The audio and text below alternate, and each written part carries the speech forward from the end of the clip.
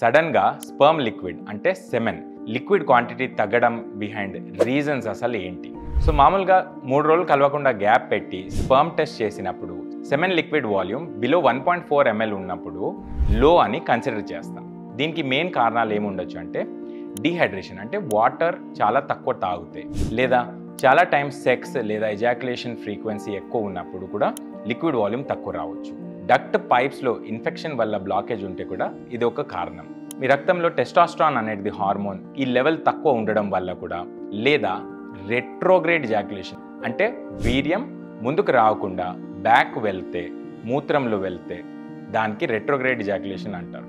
ఒక్కొక్కసారి చీము అంటే ఇన్ఫెక్షన్ కూడా దీనికి ఒక రీజన్ కావచ్చు.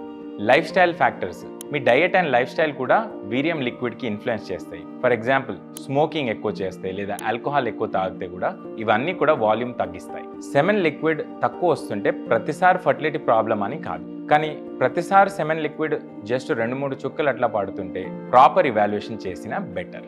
Like and subscribe for more.